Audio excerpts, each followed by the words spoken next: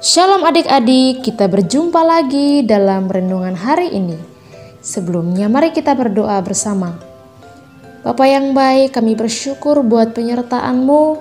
Terima kasih Tuhan, hari ini kami boleh ada, kami boleh sehat, kami boleh kuat Tuhan. Kami sangat bersyukur Tuhan.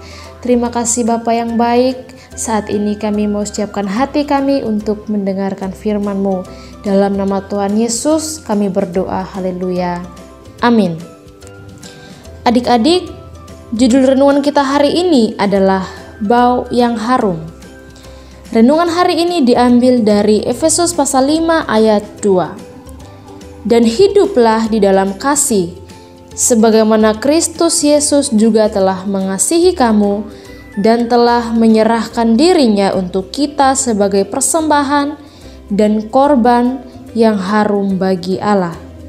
Yuk, kita simak video berikut ini. Jauh di dalam hutan, hiduplah seekor sigung yang sangat pemalu. Jika ada binatang lain melintas, bukannya menyapa, sigung lebih memilih menundukkan kepalanya atau bersembunyi di balik pohon.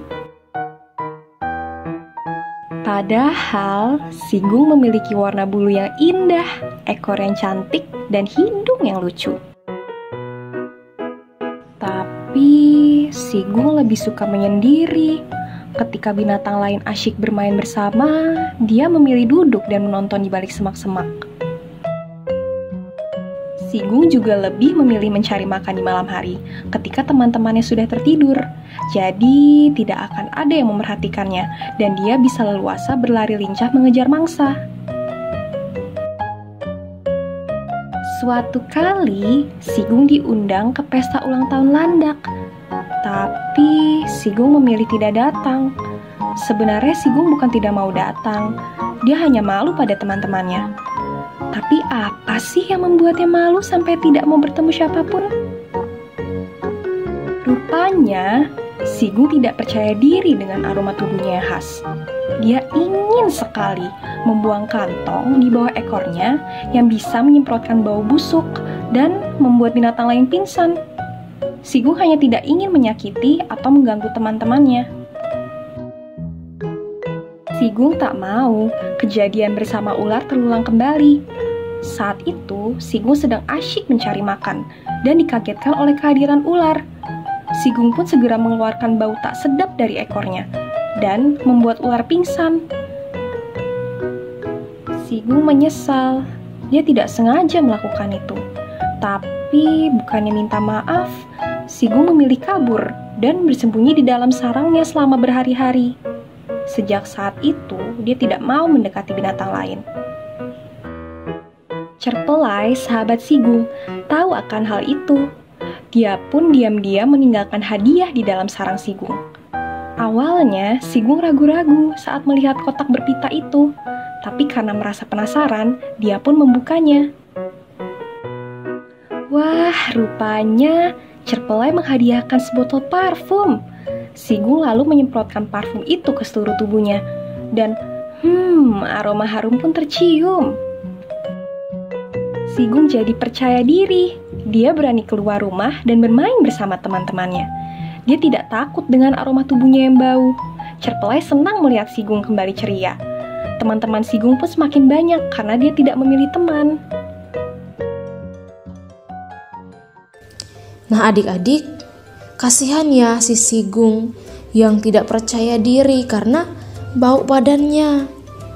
Untung Cerpelai menghadiahinya parfum sehingga Sigung sekarang bisa berkumpul dengan teman-temannya.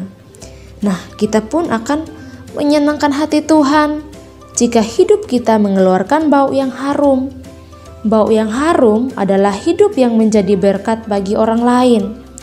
Supaya hidup kita menjadi bau yang harum, kita harus hidup dalam kasih.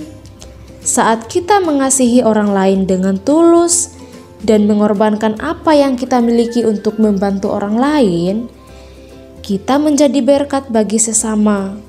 Inilah cara hidup yang berkenan di mata Tuhan.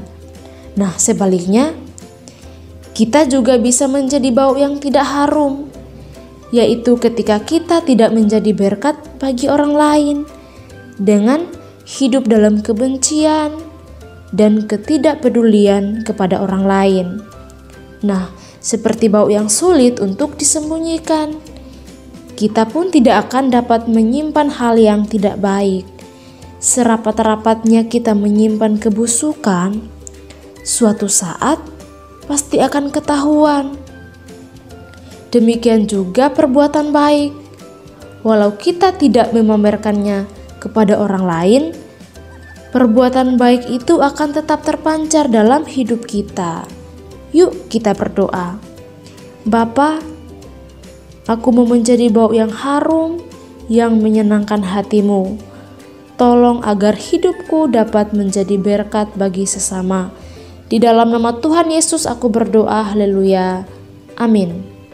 Sampai jumpa di renungan esok hari. Tuhan Yesus memberkati.